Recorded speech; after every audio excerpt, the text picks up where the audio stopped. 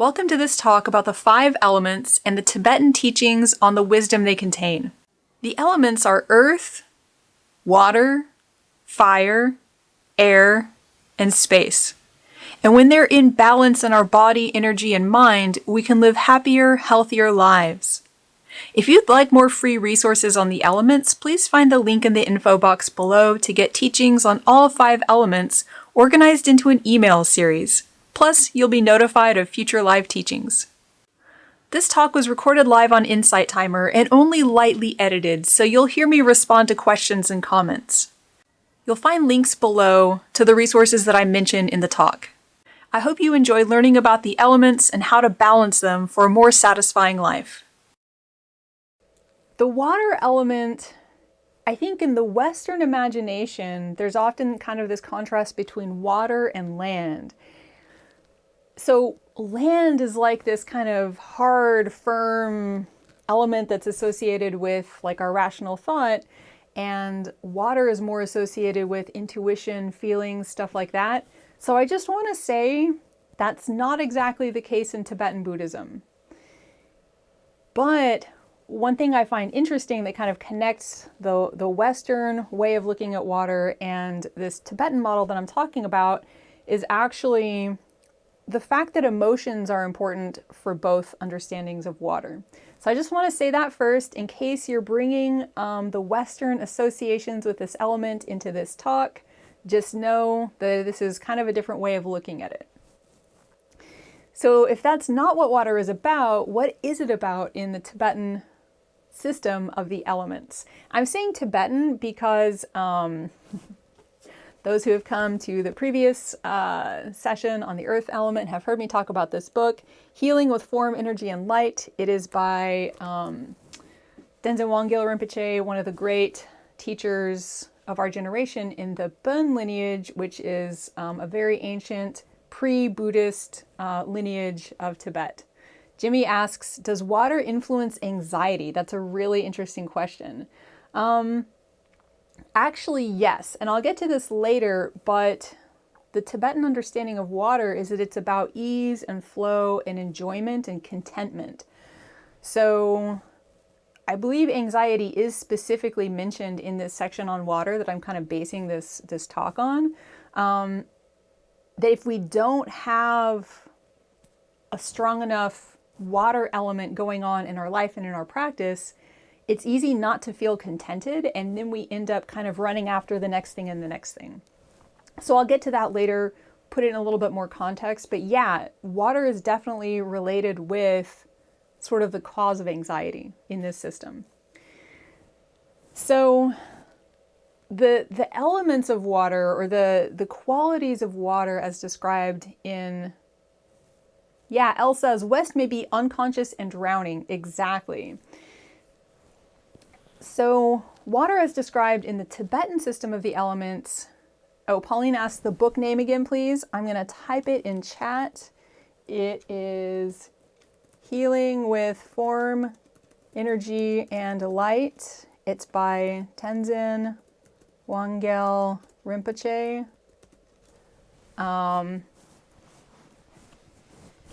There you go. It's a really good book. It has a lot more information than I can really include in these little talks. It's also just a good place to get started if you're interested. So welcome, Pauline. Thanks for that question. So the basic quality of water in the Tibetan understanding of it is that water is connected with comfort and ease and a sense of emotional connection. In the book, Tenzin Wangyal Rinpoche doesn't make that emotional connection piece as clear, but in retreats with my teachers, Anne Klein and Harvey Aronson at Dawn Mountain, they have made it more clear that the water element is the element that kind of connects us all. Like if you think about being underwater, sound travels more quickly because the medium is denser than air. You just feel more connected underwater. Anytime somebody, if you're like in the bathtub with someone else, so I guess mostly this would be as a little kid, anytime somebody kind of swishes the water around, it affects everyone in that body of water. So it's very much about connection.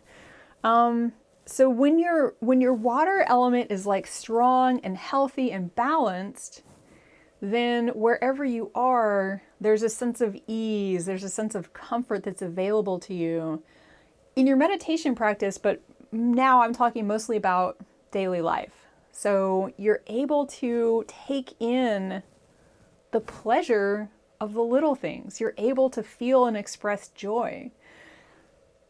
And that is really wonderful. And I think, last time I talked about the earth element and the feeling of comfort that's associated with that, the feeling of stability, settledness. And with the earth element, an interesting distinction that Tenzin Wangyal Rinpoche makes is you can feel rooted, but without that water element being involved, that groundedness, that rootedness, that sense of just being where you are, it can lack joy, it can lack liveliness. So the water element is where that kind of appreciation and contentment in your situation comes from. So that's a balanced water element. I think in our culture we're also a little bit deficient in that balanced relationship with water, because in my experience anyway, I feel like we get a lot of cultural messages that if you do X, then your life will be good. If you do Y, if you accomplish Z, then you'll finally have earned that feeling of comfort and belonging that water just naturally offers us. And lots of people make lots of money off of the rest of us not feeling like we belong, not feeling like we've arrived. So there's very powerful incentive to kind of drain that water element out of at least a lot of online culture. You scroll through Instagram and it's enough to like, just scrolling through Instagram is already enough to kind of give you a sense of FOMO, fear of missing out. Look what else is better than what I'm doing. If I were only here, my life would be better than it is. All of which is like a deficient water element kind of response. But on top of that, there's also ads. So something I was kind of interested in, I made the mistake of clicking on this and now the ads are following me all over the internet, but it's a posture tracker to help you just like sit up straight, because I spend so much time at the computer doing this. And so every time I'm scrolling through Instagram and that pops up in my feed, this ad for this, posture tracker, it makes me think like, oh no, I'm just failing all day long as it is to have proper posture. Maybe I need this thing. If I spend like X number of dollars, then I'll finally have the right posture. So it's just a small example of the ways that our water can kind of get sucked out of us if we're exposed to ads and comparing ourselves to other people and stuff like that. So that's kind of one form of an unbalanced water energy, just not feeling that comfort, not ever quite able to feel the ease, life just feels hard. The other form of unbalanced water, so what I just described is like a water deficiency, too little water energy in our lives, too much water energy, and we're able to kind of feel comfortable even when we should take action. Again, I personally have definitely been guilty of this in many, many ways, many occasions. I remember one time in college, I'm not even sure why I did this. I was kind of a bad citizen, but like I didn't renew my car's registration on time. And at first I was like, oh my God, I have to do this. But I was super busy. I was an undergrad at Rice. We're a bunch of like workaholic nerds there, or at least that's what the culture was back in my day. That was my culture. I can't blame it on someone else. But then after like the first month, maybe I stopped feeling like, oh my God, I have to fix this. And then I was like, well, I wonder how long I can get away with driving with an expired registration before I get caught. To me, that is a perfect example of sliding into too much water element. Like there's a situation that I needed to fix. The fees that I pay for updating my registration help pay for roads and, all the infrastructure that I enjoy as a driver. So that's too much water element in the sense of, that comfort, that ease, that flow of life. Logan says, man, that's me. Yeah, I think a lot of us, I think for me, water is a really difficult element to get balanced. Sylvia says, that was me and my younger brother. Yeah, I think it's just very relatable. There's also this element of connection. So I find it interesting that the water element is described both in terms of comfort, ease, flow, but also a sense of emotional connection. Sylvia says, I've had to fight to not be so dependent on my parents. Yeah, exactly. It can feel like the ease that comes from too much water element can feel like things are just taking care of themselves. But usually it's just that someone else is picking up the pieces or that something important is going undone. So I just want to say, before I kind of move on to other aspects of the water element, in terms of connecting to other people, and I think this is especially resonant for me in these COVID times when in-person connections for a lot of people in a lot of places have become more difficult. If we don't have those emotional connections to other people, life can feel arid, dry. It's hard to have that sense of like richness and fullness and comfort if we're kind of not getting our like recommended daily allowance amount of time with people. And not just time, but like real sharing and having at least some people in our lives with whom we're intimate and we're vulnerable. So that's like a sense of emotional dryness. Keith says definitely. Yeah, I think, for a lot of us, it's even more challenging right now. I live in Quebec and we have been kind of in a lockdown. So we're actually not like allowed to have anyone over, like no one right now. On Monday, gatherings of up to 4 from 2 households will be allowed. So it's just been really difficult to have that in-person connection.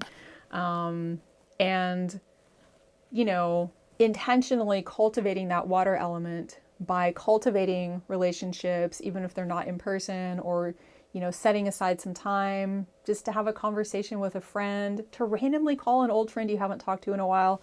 All of that stuff can kind of help to restore that water element. Sylvia says, my brother and I grew up with a huge lack of contentment and connection with life and others. Yeah. I think that's, speaking for myself, this element of like connecting with other people, finding the right amount of connection without getting overwhelmed, it's really, for me, it's been a lifelong balancing act. And I think I'm not alone in that. Sylvia says this is very interesting. Yeah, I'm glad. I hope it can be kind of food for thought and also maybe offer some ideas for specific ways to enrich this element in our lives. So I just mentioned not enough connection, emotionally speaking, in our lives. The opposite of that would be too much connection. So who was it who mentioned... Yeah, Elle mentioned West may be unconscious and drowning.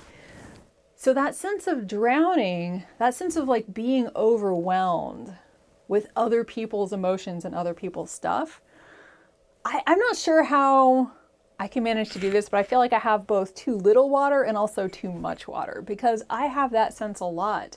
I think those of us who are highly sensitive or who are, I think empath gets used in pretty much the same way as highly sensitive. If you're just very connected with other people, it can also be kind of an overwhelming experience where it's like instead of having kind of a firm boundary or knowing where your edges are, because of that connection, there are no edges. So other people's stuff can kind of flow into your life and flow into your mind. And that also, it's hard to feel contentment, that balanced water quality, if you're always feeling like there's too much. So obviously there's a lot that could be said about boundaries and, having your own time to kind of be away, be alone, be in nature, whatever it takes for you to kind of have that sense of your own boundaries again and to recharge. But that's it's something that I think is very connected with the water element. And that again, having a sense of your own center, really even bringing in the earth element to kind of help balance out this overly watery sense of just getting, overwhelmed, swept away. There's a tidal wave of, emotions or feelings going on sometimes. Having a little bit of that grounding and finding a more solid ground to stand on, knowing, okay, this is the edge of me, these are the boundaries around what I want to let into my life and what I don't, can also be really helpful, I think. Sylvie says, yes, sounds very familiar. People have mostly been such an energy drain and irritation for me until the last few years of my life. Yes, I totally relate. So I just want to bring this out again to the larger context of trying to balance out all 5 of these elements. So I just mentioned kind of bringing in some earth element to counterbalance water. Obviously, I haven't talked about the other elements yet, so I can't necessarily talk about bringing them in to counterbalance this. Maybe we can have a session at the end of this series on the elements just to talk about ways to try to notice deficiencies and counterbalance them and try to bring everything into a little bit more balance. But anyway, that element of connection, I think, is so important to feeling contented, to feeling that sense of flow and that sense of ease.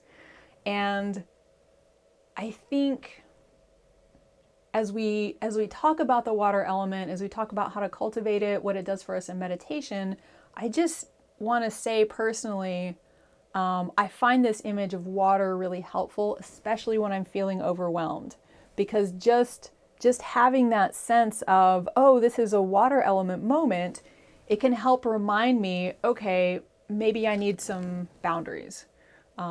Maybe I need to change what I'm doing in my life, or to, bring in one of the other elements to help work with a situation that can be overwhelming. And I think right now, again, I feel like I keep coming back to the COVID pandemic, but I think, if usually you would process stuff like emotions or situations or anything that comes up in a relationship that's difficult by, travel or going to the gym, working it off, stuff like that, and those options are not available, I think a lot of us just end up with more stuff right now that we haven't processed. So this is like a PSA for trying to find the ways for you to help regulate your level of water energy. So having said that, I want to talk about a couple of ways to kind of balance out your water energy using the nature around us. And the Tibetan description of the elements, it talks about the entire planet. All of existence really is made up of these 5 elements. So they're physical elements.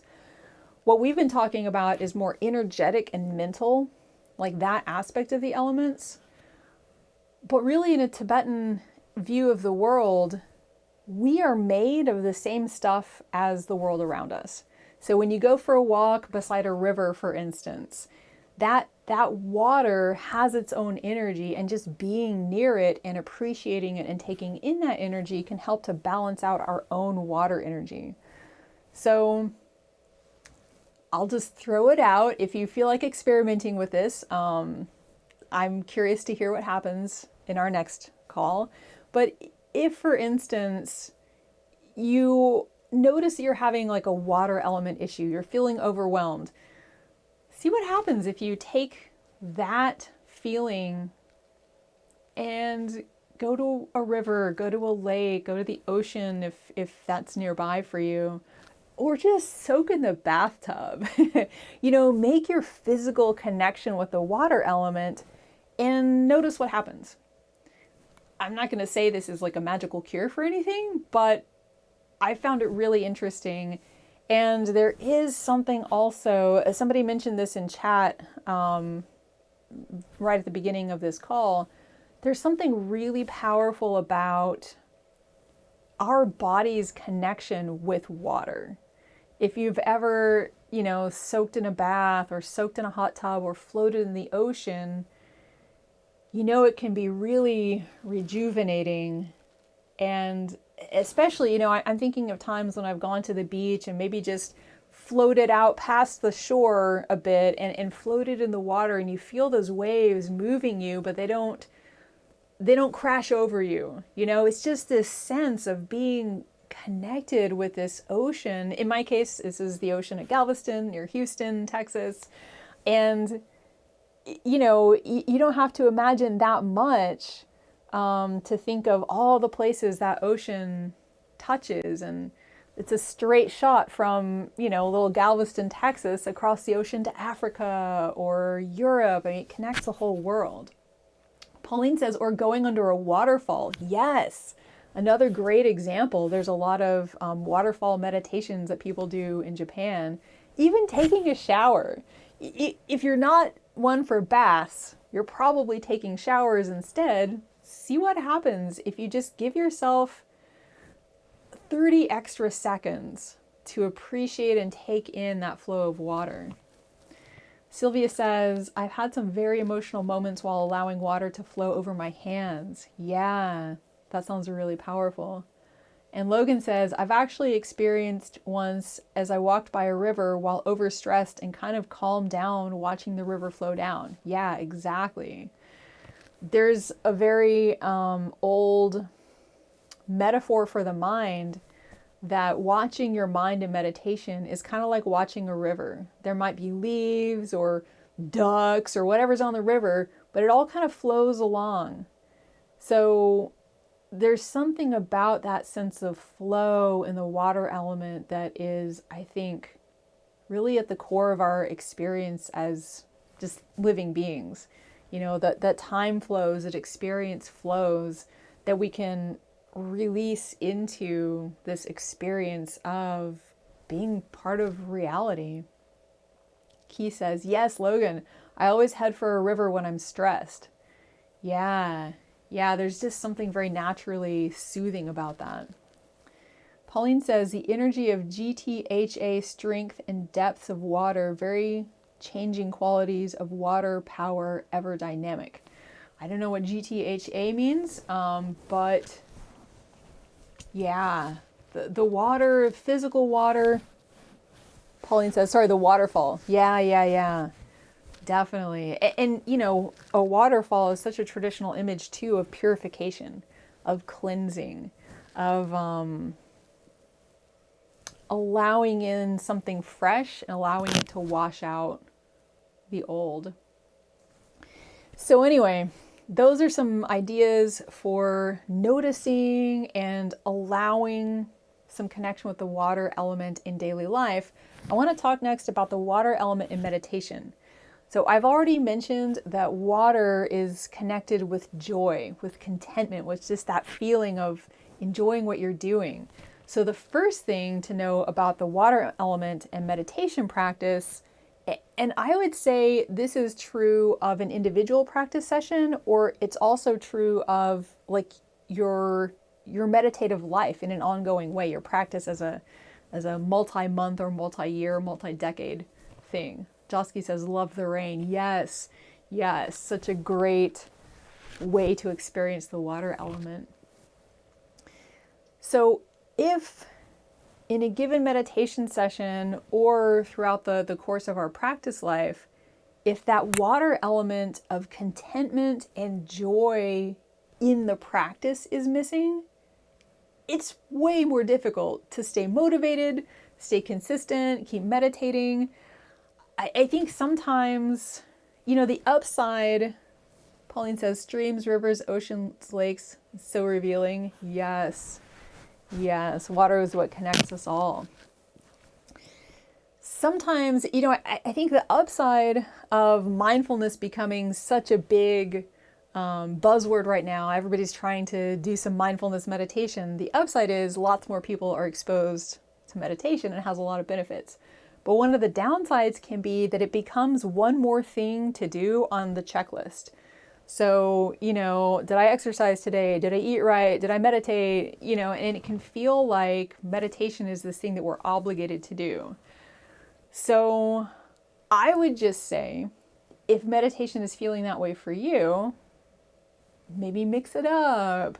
Notice what different types of meditations feed that sense of loving the practice, of connecting with reality. Tenzin Wangyal Rinpoche writes that the water element is connected with meditations that are about the heart. So about loving kindness, compassion, joy, equanimity. And there's so many practices like that. Even just here on Insight Timer, you can explore loving kindness meditations or compassion meditations and just find thousands of matches. So maybe see what feels good to you. Try something different. You can take music as your object of meditation. So if you've never tried it before, you could take a music track here on Insight Timer or wherever and use the flow of the music as your object of meditation. I mean, if you want flow, like music is flow.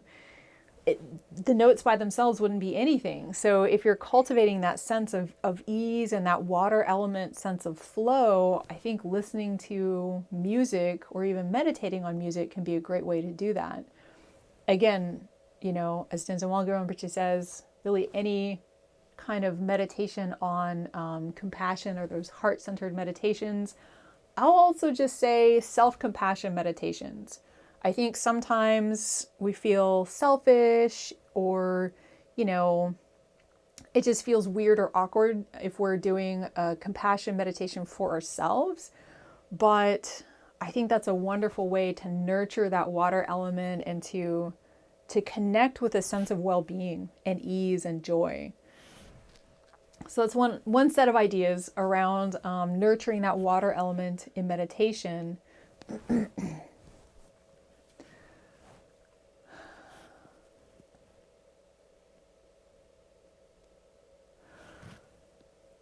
So basically, I feel like the thing I most want to say about the water element and meditation is that when it's balanced, when it's strong and healthy, it can be like the river that just carries your meditation practice along. So we can relax into it, allow it to work on us. There's also really, at least in Tibetan Buddhism, and I think in a lot of forms of Buddhism, there's a real sense of blessings. That when you do this practice, even when you do something as simple as like reciting the Tara mantra, Om Tare Tu Tare Ture Soha, or doing mindfulness meditation, which was taught by the Buddha, when you do those kinds of practice, it's like there's a whole river of blessings and support coming to us down through the ages, through like everybody who's ever done those practices. And this is something else that Tenzin Wangyal Rinpoche mentions in the book, that those open-hearted practices where you're cultivating what I would call devotion. Sometimes the Tibetan word depa is translated like faith or something, or confidence, but it's like this open-hearted devotion.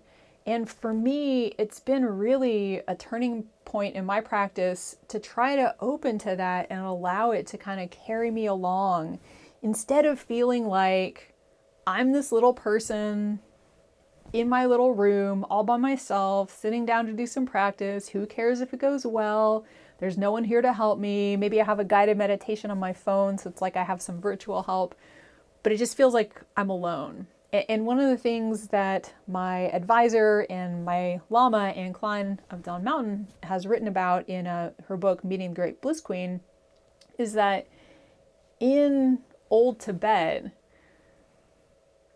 no one thought they practiced alone. Like, you would get these meditators sitting in caves for like months or years or decades, but they never thought of themselves as disconnected from the lineage, from, Dakas and Dakinis and Dharma protectors, all these sort of non-physical enlightened beings who, in the Tibetan Buddhist imagination, are all there supporting our practice.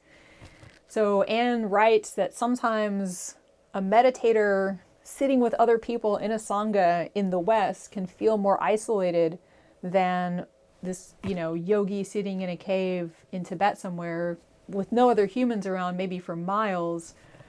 So I think that's really, it's something to know. It's something to keep in mind as we practice, as you practice, as I practice, that there is a flow, and that as we learn to feel that flow of blessings in our practice, it's really powerful to be able to sometimes just let that carry us along.